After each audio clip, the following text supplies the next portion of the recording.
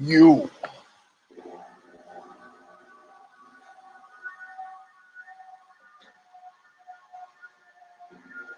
are now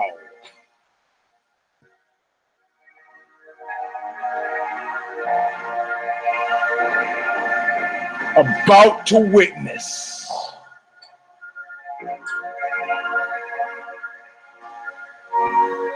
the awesome, crushing might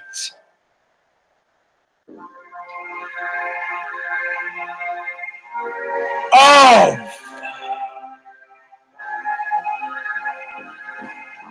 KNUCKLE!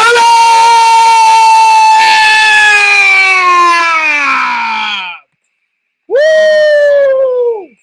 Whoa, dizzy. My head is spinning. Welcome, my friends, to apparently a show that never ends. Whoa, holding that note too long. Likely to kill an older fella.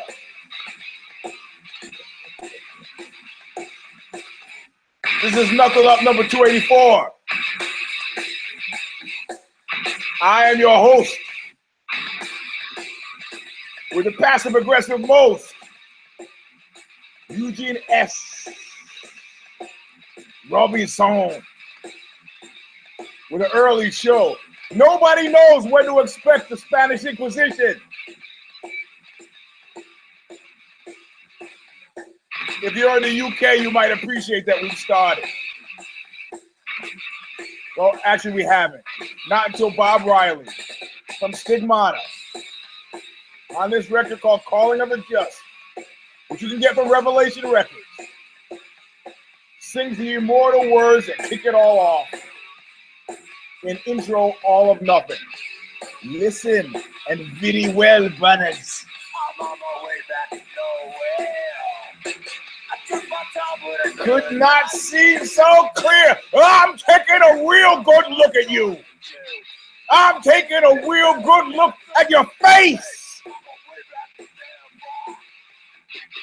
Being paid back and forth, always nothing. All right. So some of you may remember the olden days when I actually used to have music, where I had figured out how to have music during the entire show. You know, kind of a sub level of, you know, production value, like music, and I would actually edit the show versus completely and totally live, where anything could happen. That's why people like coming to an Oxbow show, because it's like, I'm going to grab his nuts. Let's see what happens, because after all, anything could happen. Not applying that same standard to walking down the street and grabbing strangers' nuts. Anything could happen, you're right. But while anything could happen, very few things are likely to happen when you grab a stranger's nuts or their pussy, as a Trumpian case may be. Any case, this is Knuckle Up number 284, and I'm in a fine fettle. Not only did the community, did you all come together, I put out a tweet that I, again, had no place to watch the fight, and Frankie G came to the rescue. You know, I'd like it known that nobody at the Sorrell family came to the rescue. Nobody at the Oxbow family came to the rescue. Nobody but the Knuckle Up family came to the rescue. So I know no matter what happens, at least somewhere there's a brother who will not deny me a bowl of soup. To continue with the spaghetti western theme established by last week's poncho wearing. In any case, watch it at Frankie G's place. Thank you, sir, for opening your house to a lowly bloody elbow host who's down on his luck for the past 20 years without TV. Knuckle Up number 284. I'm in a fine fettle, happy, exciting mood. I need to back end into this because there are a lot of don't cares on it, and I don't have my bag here, so I don't remember my picks for the fight. So it it doesn't make a difference anyway. I think I'll kind of come to the big one I got wrong. I think I'll kind of come to remembrance of what happened. But more specifically, I want to back end into this because I didn't care about a lot of fights on it. So it'll be a short show fight-wise, heavy show otherwise, because I want to tell this Mike Tyson story. I'll tell you at the top of the hour. It's just about the best Mike Tyson story I ever heard. So if you have friends who are fans of the show, call them right now, text them, tweet them, let them know that the Mike Tyson story is coming. Or don't tell them. You could just repeat it like, you know, it was yours, and we're all the better off for it. I don't mind you taking credit for it because it's not my story. But anyway, I'm hearing rumors about it. Did you see Goldberg? Man, I lost count of how many creepy Goldberg smiles were there. But you're seeing a man trying to smile his way to continued suppers. And it is bold. And I like guys who, when the chips are down, fucking step up. And he's stepping up. Counter the rumors that he's going to be replaced by Jim Rome. Jim Rome, who I've been a steady listener of until I sent him a fight copy of the fight book, sent him a letter, was in communication with his office, and they decided not to put me on. Then a secondary time, Jim Rome was looking for writers, comedy writers for his show. I fly something over to Transom, in touch with the office. They don't decide to have me in. Now, I'm not good for much else but MMA, which I said. Jim Rome didn't have time for MMA. Didn't have time for the fight book. Didn't give a shit about the sport. He didn't give a shit about NASCAR until they started looking at NASCAR's numbers and they started moving in, and his team, his crack team of writers, wrote NASCAR stuff for him. I've got to tell you, overlords at WME, if you're paying attention to this show, do not bring this man in-house. Do not get him to replace Goldberg. Goldberg's an idiot, but he's our idiot. You think I'm going to get creepy Goldberg smiles off of Jim Romanowski? No. You think that's going to happen? Wrong. You think we owe him a debt? No, we do not. Let's ask JT the Brick. You know, if Howard Stern called what he said, what he does, a trained monkey could do, and Marlon Brando said that trained monkey could do what he did, you got to know that sports commentary is right up there or down there with drunken, crazy, homeless guy street ranting, which is why the zeitgeist is right for a guy like me. But you know, you didn't come. I'm sure you didn't come to hear me complain about the professional umbrage I'm taking at being overlooked again, at being the Susan Lucci of MMA, always a bridesmaid and never a bride. I'm sure you didn't. Actually, what am I talking about? That's all I ever do. So anyway, let's get to the fight. Or should we get to the Mike Tyson story? I don't know. Tweet it. And I'm gonna. You don't care. You don't care about the Mike Tyson story. Why even act like you care about the Mike Tyson story? I'm not even gonna get into it. Beg me. Anyway, so the way it works is outside of the Mike Tyson story. The way it works is on the Care Don't Care preview. Kid Nate and I set out our game plan for viewing the fights, right? So let's go through it. And I'm not going to back end in because everybody knows the back end. So we got Sultan Alev and Velichovic, which he couldn't pronounce and I mangled. And we say we don't care. And we continue to not care. We're not going to, hey, look, this fight started at fucking 12:30. 12:30. You know where I was at 12:30? Doing Brazilian Jiu-Jitsu, baby. I'm sorry. Sometimes I set the computer up on the table, but you guys are trying to take my head off. I'm not really watching Aliev and so that was a 3-rounder that went to a split decision, which in my mind, you guys have given me a hard time for this. It doesn't always mean it sucks, but a lot of times, I mean, I don't know. None of you texted me and said, man, you really missed out. Hector Sandoval and Freddie Serrano. This was another 3-round. This was a unanimous, not a split decision. I didn't see it. None of you said anything about, oh, Eugene, you really missed out. You should see that. Mizugaki and Eddie Wineland. I think that we did care about this one. And because Kid Nate is a hopeless Japanophile, he picked Mizugaki and I picked Eddie Wineland. And so naturally, I did watch this fight. And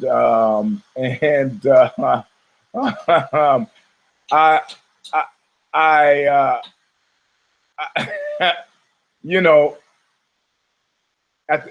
my old adage applies, right? Which is very specifically, if a guy is complaining about a stoppage, you fucked up the stoppage. All right. You're fucked up the I didn't see who's a deaf cat. What the hell's his name? Matt the one guy technically who beat John Jones because John Jones got DQ'd because of the 6-12 elbows. I didn't see that guy complain. God damn it. Text me his name. I forget. He used to be a favorite of mine. He in his penchant for threesomes and outre sexual practices. But he wasn't complaining. They didn't stop the fight in his favor, but he wasn't complaining. He wasn't complaining. You know, a lot of fights these guys get, they don't complain. They when they're getting their asses beat. Now Mizugaki, was it pride?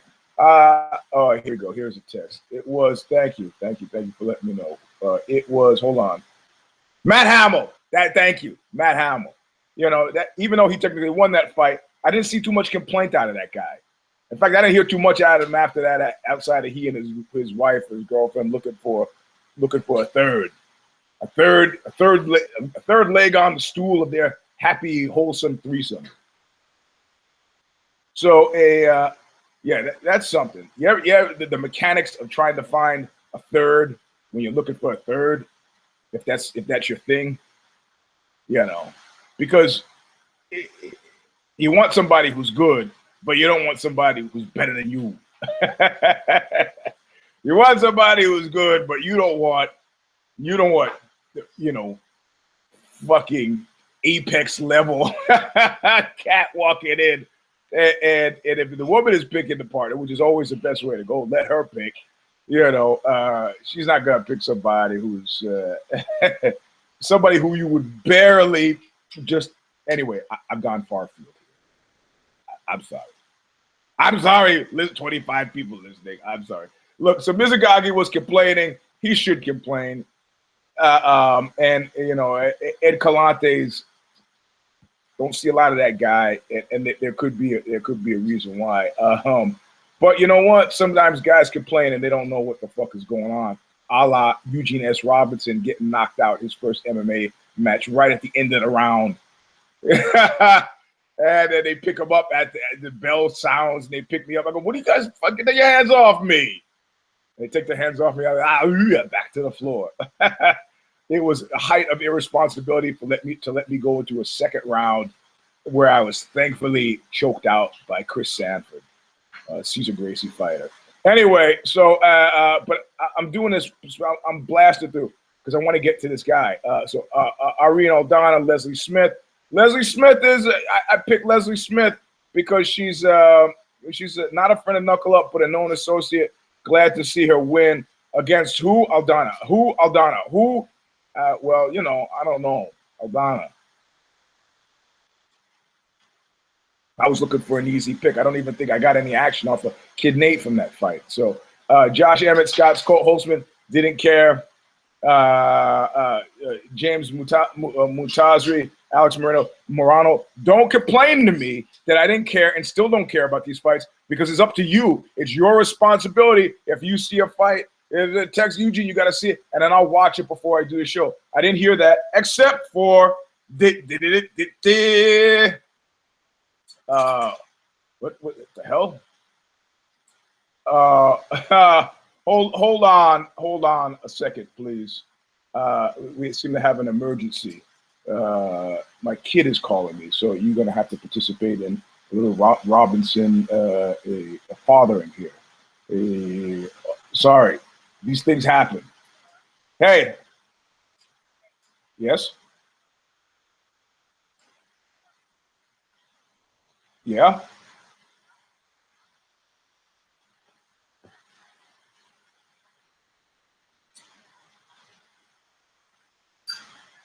Uh-huh.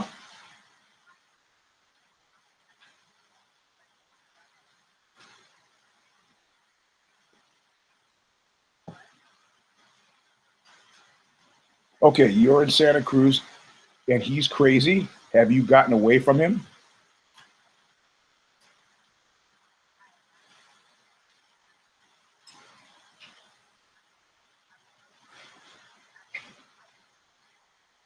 Okay. All right. So do you have a way to get back doesn't involve him?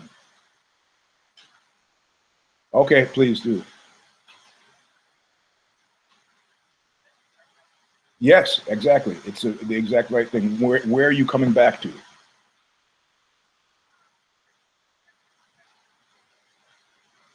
Yep. Okay. You come to my place. All right, kid. Yeah, I'm gonna be there. I go to train at 11:45. Then come to Sorrells. Come to Sorrells. Okay. Are you driving or is he driving?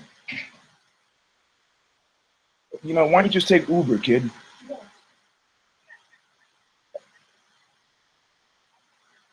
Okay. All right. All right. Please continue to communicate with me. Love you too. Bye bye. All right. Bye bye. Ah, how do you like that? Slice of life. I don't know that she knows that you were on, you were listening, but you didn't hear. You didn't hear. You didn't hear what she was saying. But she has.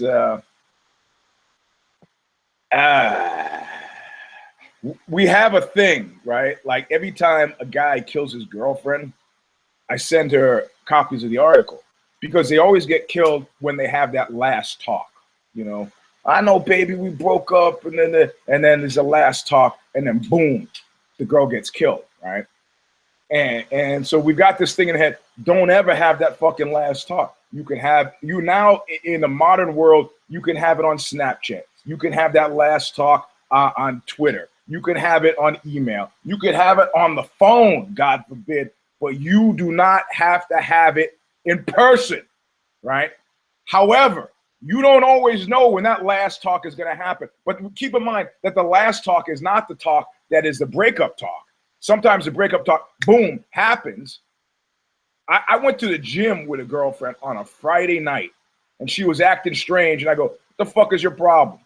And she's like, "But by the time we broke up over the course of a workout, and in a stony move to end all stony moves, I continued because it was leg day and I wanted to finish my legs."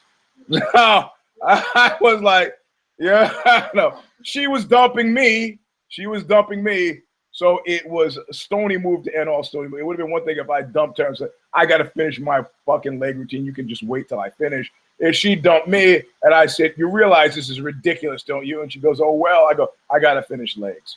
I finished legs, drove out of there in silence, dropped off at the house. Good luck to you. And that was that. So I didn't pursue any last talk after that, right? So, but however,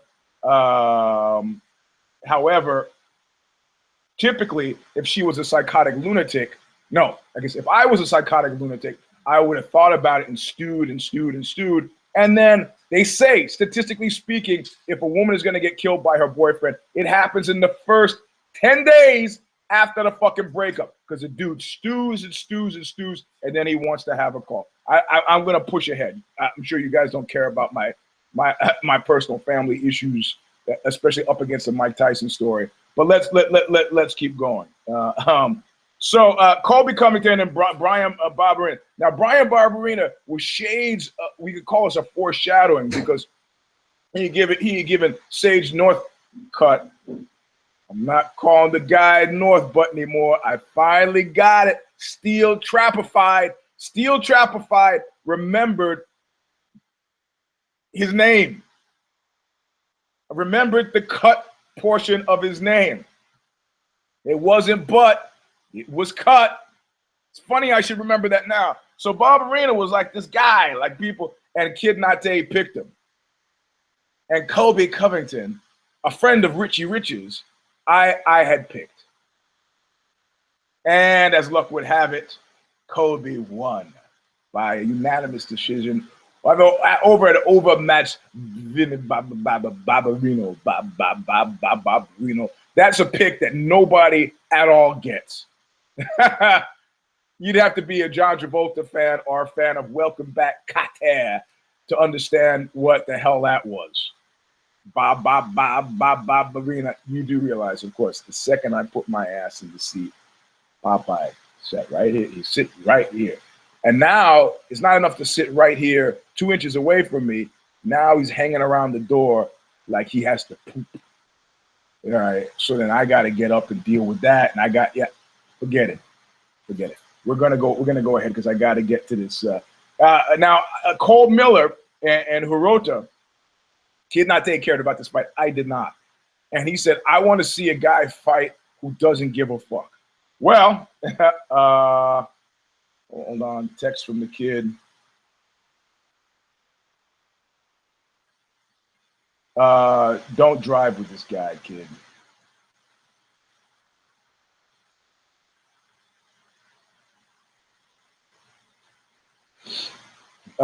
So anyway, Kid Not said, I want to see what a guy fights who doesn't give a fuck, because Cole Miller has got on the record saying, I don't give a fuck. I'm done. You know, look, I didn't care about this fight because I know what a guy looks like who's finished with work. You know what I don't get nostalgic about either? I don't get nostalgic about, let's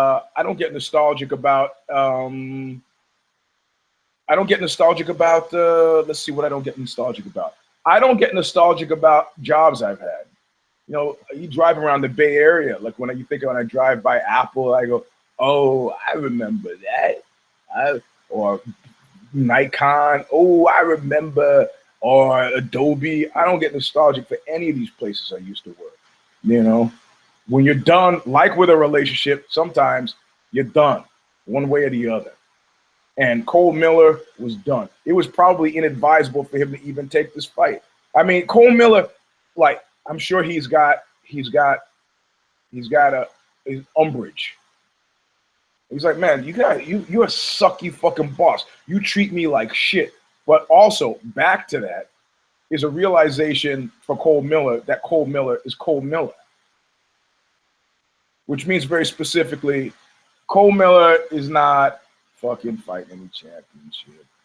Cole Miller is not, you know, I mean, Cole Miller knows exactly where he is. He's in the Phantom toll booth and he's looking at a sheet of paper that says some shit like 379. What am I gonna? I'm dying here, man. Maybe I get a call. I got to stay in some sort of perpetual state of readiness for a call that never comes. In the meantime, I'm watching the bank account dwindle. What the fuck am I doing here? I would be better off teaching dance lessons. And he's right.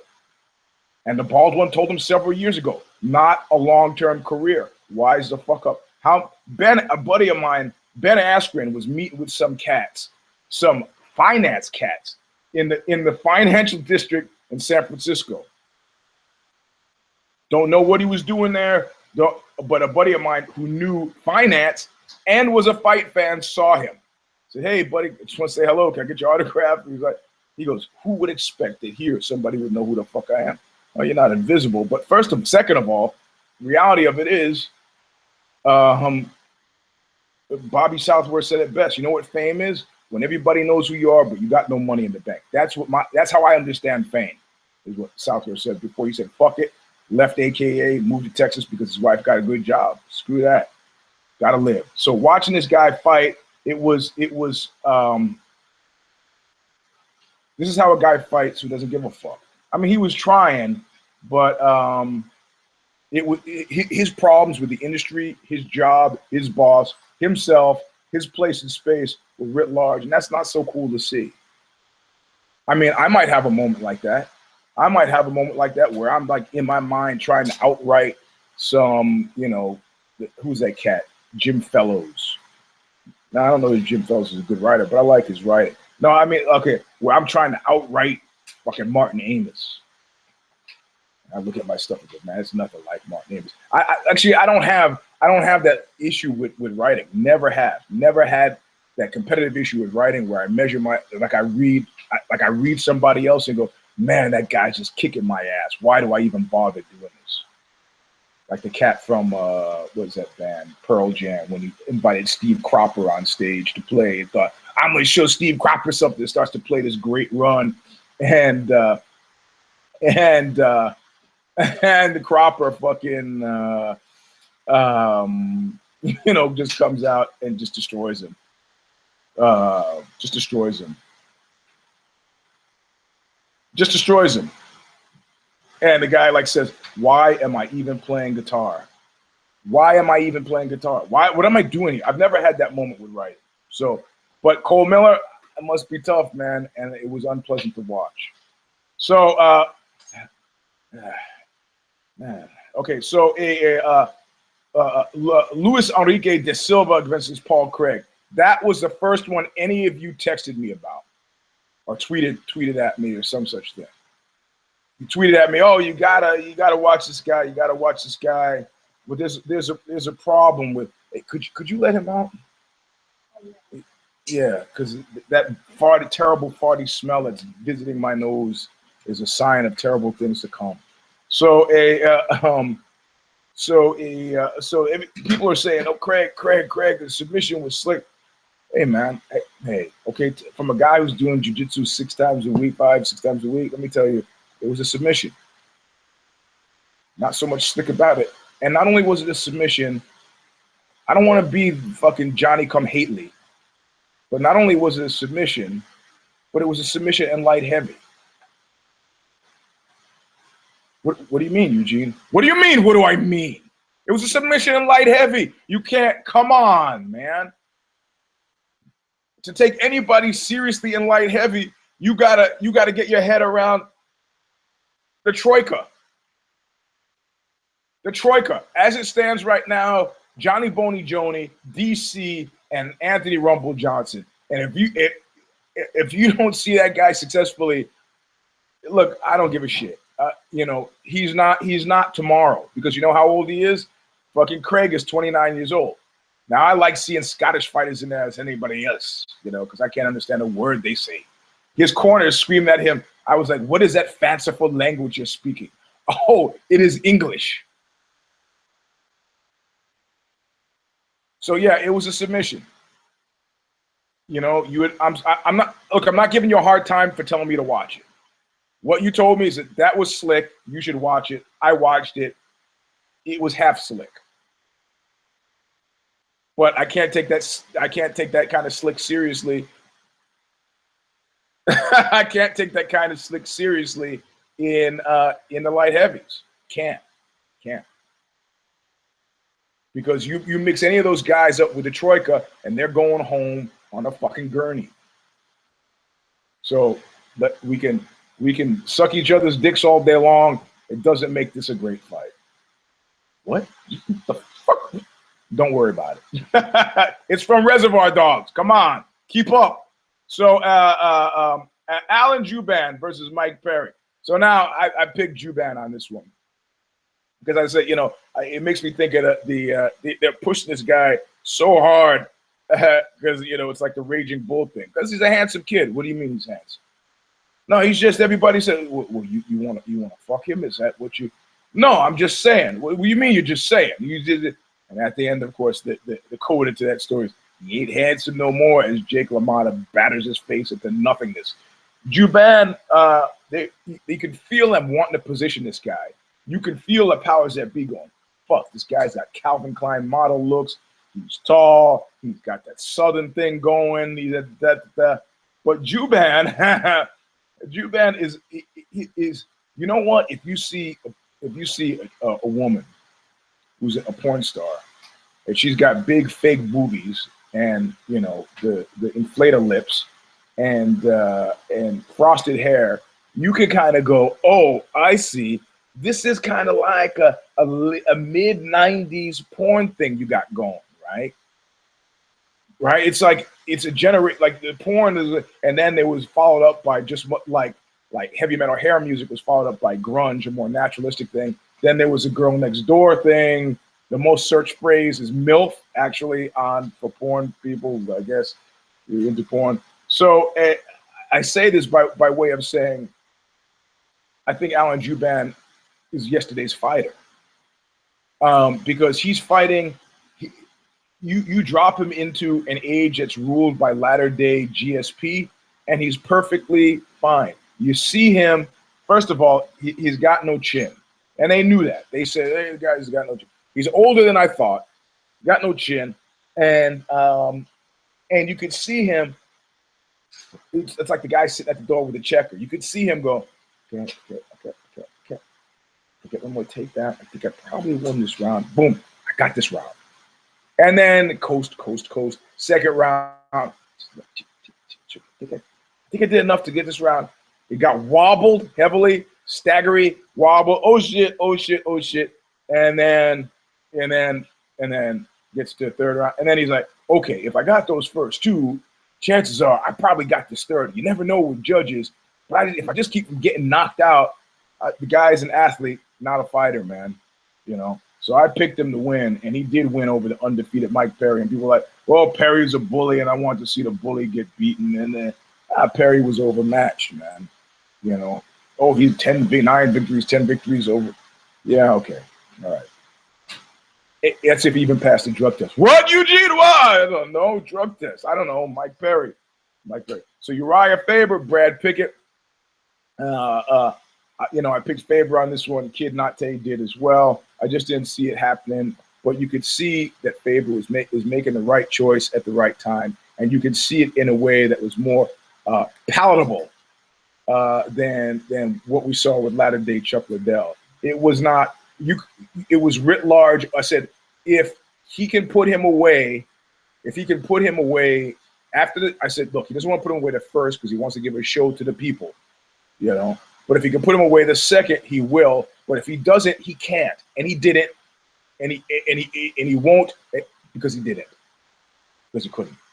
That's where I was going. I was trying to get to couldn't. He couldn't do it.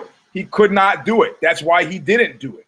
And you can't say that about a Uriah Faber from 10 years earlier. You cannot say that necessarily. So what do you get? You get a man who's and I have to give credit, much more credit in loss to a Brad Picket, who never at a single point, Brad Picket seems to have a full understanding that he is indeed Brad Picket, but his worth is being a gamer.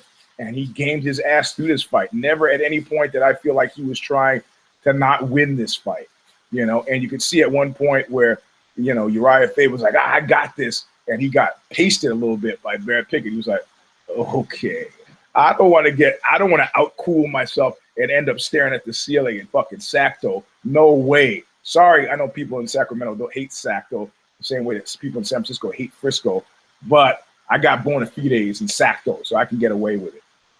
Bona fides, UG, what do you mean? Well, I went out with a girl that was, but whatever. Hotter than hell, Sacto.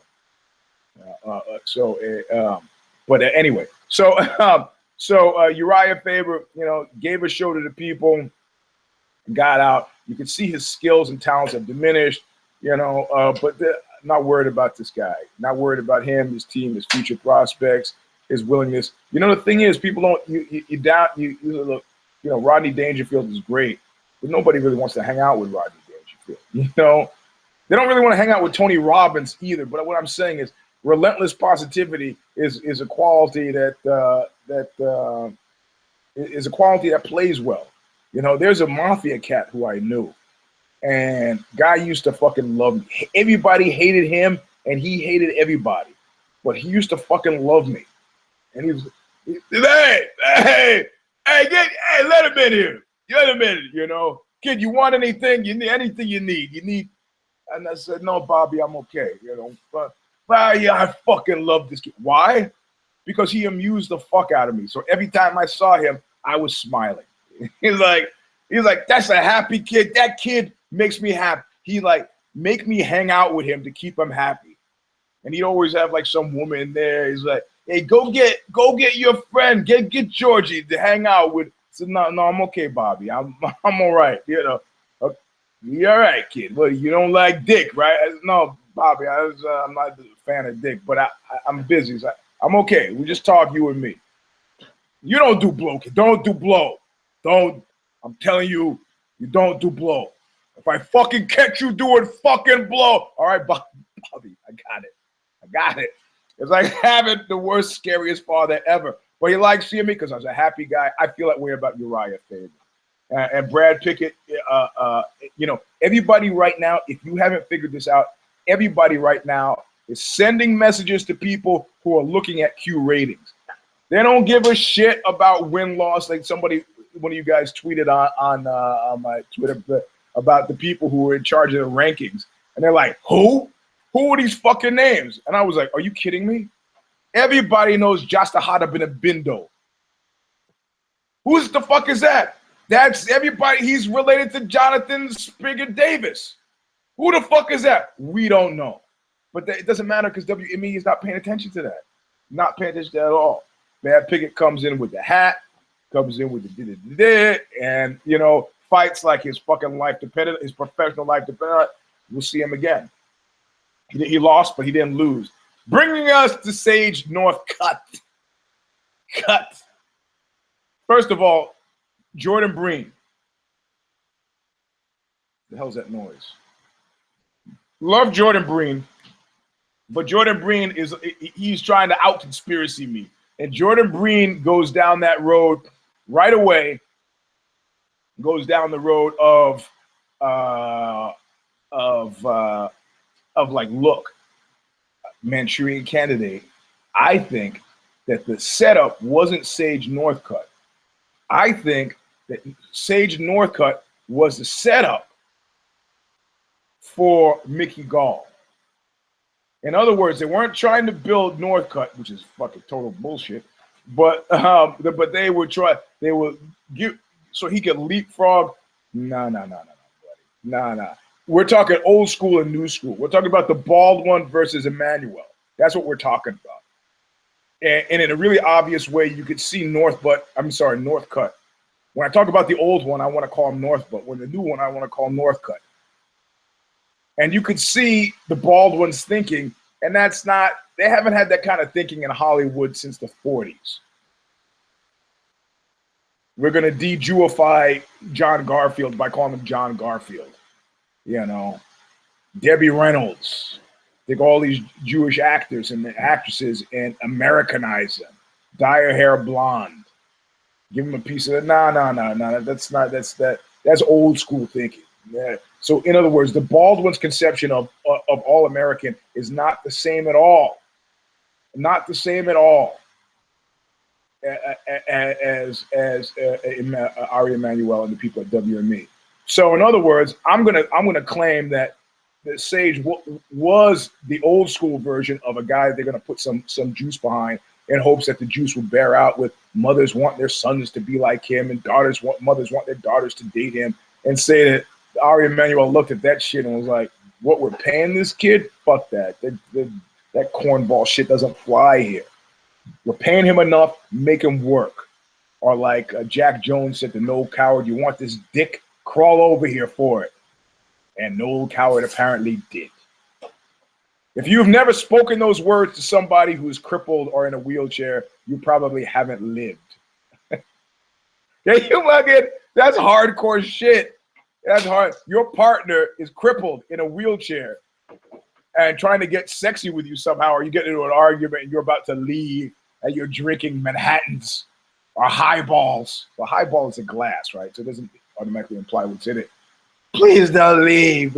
Oh, what do you want from me? What do you want? Some dick? Just don't leave, Jack, please. You want some dick? Crawl over here for it.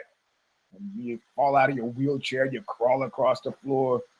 How come nobody's put that shit? If you put that shit in a movie, the audience would be howling. Speaking of howling, do not, no matter what, see 50 Shades of Grey. It was absolute and complete shit, and I'm not ashamed to say so.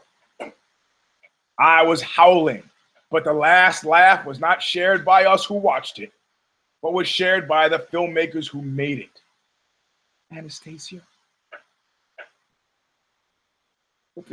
What's the guy's name? Go, Anastasia? Christian? Boom! Fuck that. Fuck that. Terrible. Anyway, so Sage Northcut, so Sage was part of the old regime. So you're going to give this guy a step up. Now, Gall is nobody. But Gall's a smart nobody. He gets a fight. He wins the fucking lottery, like Rollins from the ice cream boy to mansion owning Mercedes driver. Gets a fucking, grabs a brass ring, gets the fucking lottery ticket against CM Punk, and boom, calls out fucking Northcut, right? Golden Boy. And people are like, well, fuck, who else is he going to fight? The kid's got to earn his money. He's young. He'll bounce back from a loss. And let's put him against Gall. He's got no ground game. Gall's got no stand-up. It'll be a great fight. And it was a good fight because it's pretty clear that fucking Gall has no stand-up. He's like, man, I'm the Gracie fighter, man. We're going to come up and we're going to take, I'm the spear point. I'm leading the charge. No, you're not. No, you're not, man. I'm sorry, you're not. Okay? Your fucking stand-up sucks. Fucking sucks. But, you know, it's okay. No one went to hold it. No one went to fold it. It's great. Taking him to the ground. And also, Sage's ground sucks. You get that? Yeah, I know what it's like. I've had it, and I could see when the guy had it here, and, you know, he moved, and you moved at the same time and said, move in here. What happened? You moved, and then it was here. At any point, did you think about trying to get that arm off? Now, I know things get weird. Yes. Yeah. Yeah, it must have been some fantastical penis, very precisely. And I'm talking the Noel Coward, Jack Jones said. So, you know, at any point, I know the gloves make it harder to get things in the push, but hey, bro, you're done. Now, what does this mean? Well, let me tell you something. The genius of Mickey Gall, is that he had it. Anybody who has an answer ready means that he has what's the word I'm looking for? He had thought about that answer. That wasn't a casual pick. That was him and his team sitting together and picking, and Dan Hardy. It was a fucking genius pick. It was like when George H.W. Bush said, when I tell you who's my vice presidential running candidate, you'll be shocked. You'll be amazed. You'll think, oh my God, oh my God. That guy was high, because when he said Dan Quayle, the entire nation of people went, what the fuck? Quayle?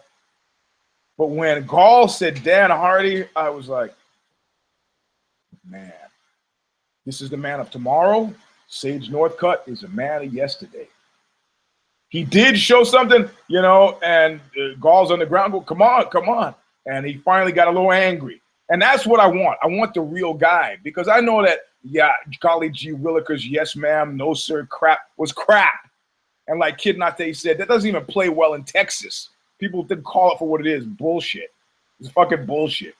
So now you can see the guy get angry. You don't get where he is not being angry.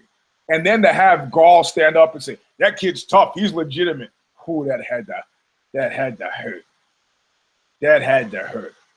So I'm predicting for Northcut that he comes back a fighter renewed in his next fight, where he's like like Superboy Bok Choy said. So this is what it feels like to lose. Lee Hazelwood. So this is what it feels like to be dead.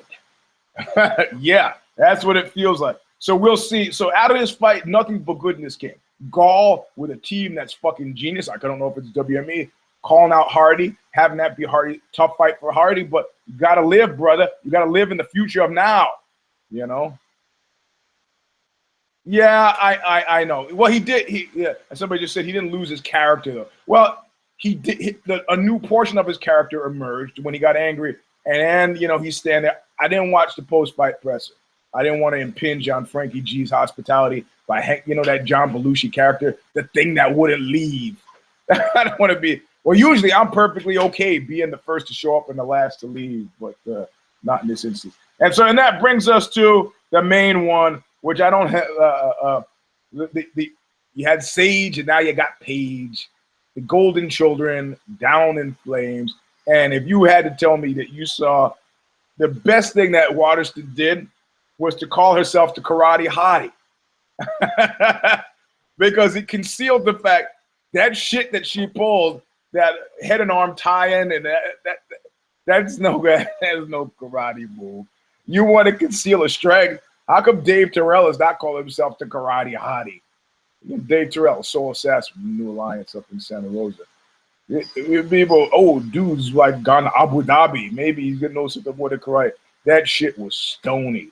Stony. And again, a winner. Paige Van Sant for not tapping.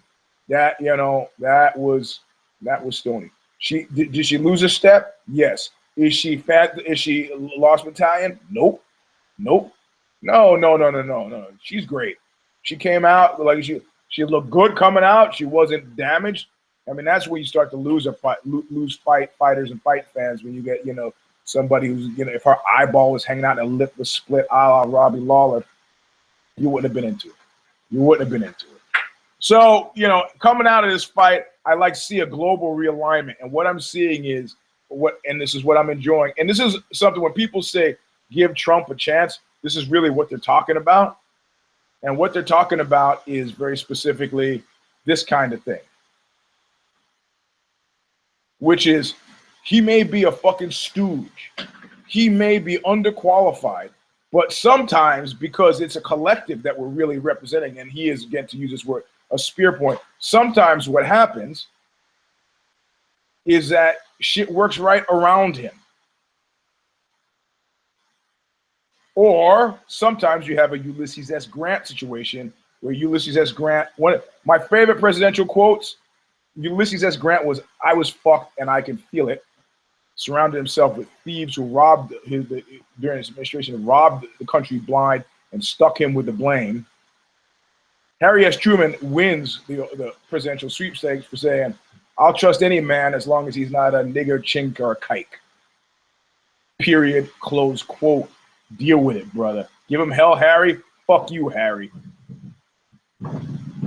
So, so this is a massive realignment, and I'm not saying Ari Emanuel knows more about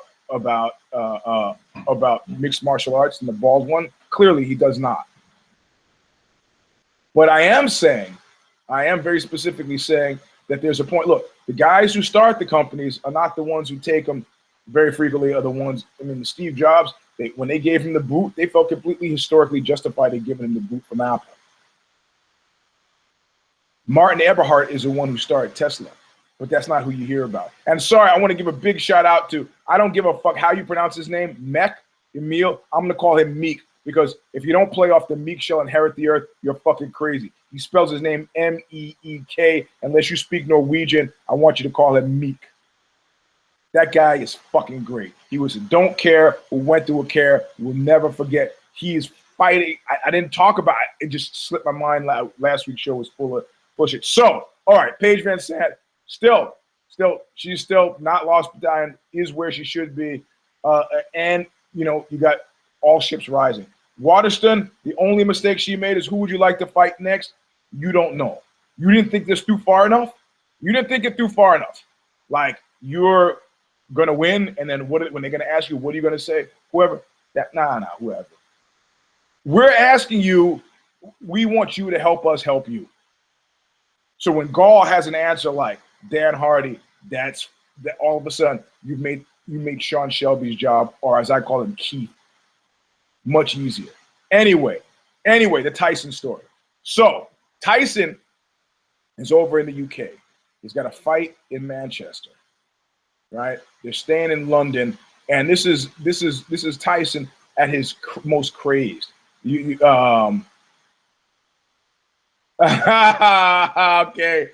All right. You see what I miss by not watching the post-fight presser. This is sorry. Okay. I didn't see the post-fight presser, but Paige Van Sant apparently said last night was part of God's plan for her. That is pretty lost battalion. You're right. That is pretty lost. But yeah, really? Okay. Well, she's young. There is that. Is there an age limit for the lost battalion? I don't know. I didn't hear that quote now. And now that we're on it, extra fight related things that non-Tyson related. The fucking the interview with Garbrandt. I love this fucking guy, Dominic Cruz. You got to understand, this is techno-futuristic. This is completely different kind of smack talking. He's just like, I'm smarter than you. I'm better than you. What do you look like Pee Wee Herman with that tie. What do you do? Can you, yeah. You stuttering, muttering, liver lip prick. Fucking Garbrandt had nothing. I hope he translates that frustration to the angry ex-boyfriend murderous thing. Speaking of which, what's happening with my kid? How come she's not answering my text? I asked what the guy's name is. You know, you find your daughters, when they know their father's a psychotic lunatic, they will conceal the names of their boyfriends. I won't tell you. So I'll just keep texting the same thing again and again. Whoa, you don't think I am? I am very specifically. Look at that, 3 times in a row. What's his name? What's his name? What's his name? I'm just gonna keep doing it for the rest of the show. So anyway, I mean, Dominic, and it's like, you know what? What I like is that it's like the real cat, right? The real cat is like not this nice guy. I don't have to be nice to you. That's not my job. And very much the Nick and the Nate Diaz thing. As soon as you're in my division, you're not an affiliated team. You're trying to eat food. You're trying to take a sausage off of my plate. Why be nice to you? Like I say, guys, we're doing jujitsu, and like I'll be pressuring the guy from the top, push his arm down to the mat, posture up, lean under, grab his arm from the back, and sometimes I can only grab his fingers, and I'll grab his hand like this, and I'll grab and squeeze, right? And I'll feel the guy squeeze back. I go, hey man, are we fucking dating? Are we dating? Because if we're not dating, you don't need to be holding my hand. In fact, I am holding your hand because I am doing jujitsu. And I'm using this hand to pull the arm to steer your body into a position that's advantageous for me who desires to choke you out. You're fucking holding my hand. Unless you want to advance a maneuver, let go of my fucking hand. You're not stopping me from everything. Anything.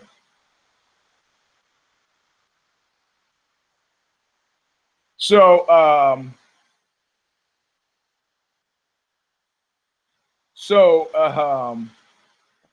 she texted me. She's apparently still alive.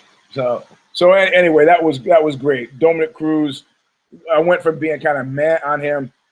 I will walk across the room to watch this guy. I don't even need to see him fight. Everything up to it and afterward. That's great. So Tyson's in London, right? And he's got this fight, and this is Tyson at his most crazy. The guy was telling me this story. He's like, listen,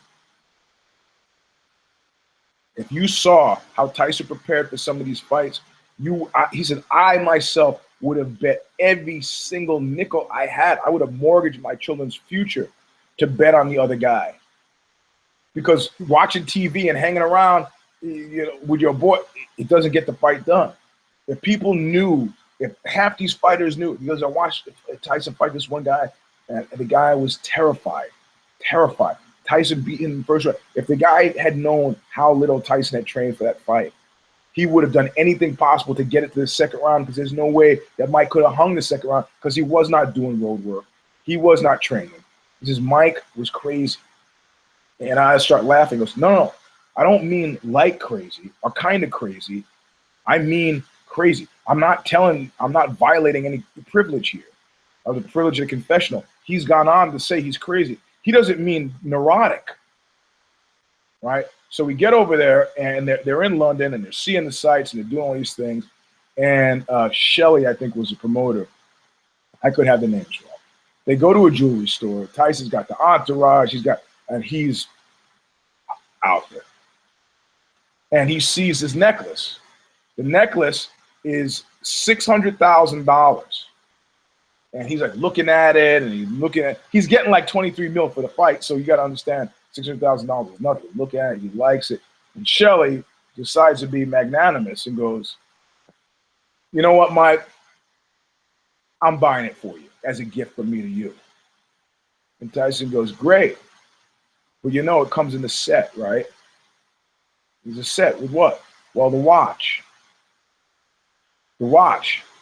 The watch and the necklace, they go together. He's like, well, the watch is $200,000. This guy's fee was $700,000. he was willing to give $600,000 to keep Mike happy and walk away with $100,000 himself. Even if he now tries to buy the watch, he's not going to go $100,000 in the hole. And he goes, Mike, it's to the, and they try to talk Mike out of it. He goes, all right, great, take care of it. And Mike walks out of the store with the necklace and the fucking watch. Right? And so he's in the room, and Shelly is like, oh, what am I going to do? I can't afford this. I can't afford this. Don't worry. We'll take care of it. We'll take care of it. So in the meantime, the guys at the store are calling up and say, look, you guys gonna pay for this stuff? Somebody, yeah, we'll you got your money for the necklace. Because no, and it's still $200,000 for the watch. You gotta. And he's like, well, we're having, and he goes, like, look, if you guys don't want it, just bring it back. I'll take it, no problem. Just bring it back. Bring it back. And so he tries to talk some sense to Mike. He says, Mike, Shelly can't. And Shelly goes, could you talk to him for me? Tyson's like livid, and they're afraid. They're all afraid of him. They're afraid. And he's like, I can't. Fuck it. Fuck it. Find the money. Whatever. Get out of here. So the store is now calling frantically. They keep calling.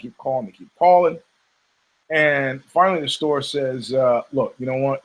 You guys don't get that watch back here or the money back here. I'm going to have to alert the authorities, the press. This is bad. So the guy's got to go back to Mike Tyson's hotel room. And his security team is outside the room. And they go, look, don't go in there. And he's like, what? You got somebody in there? They go, don't go in. In other words, there's a good Mike and there's a bad Mike. And we can't fucking vouch for your safety. We can't stop him.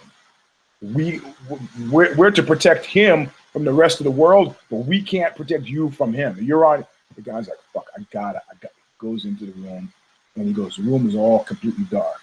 It's lit by the TV.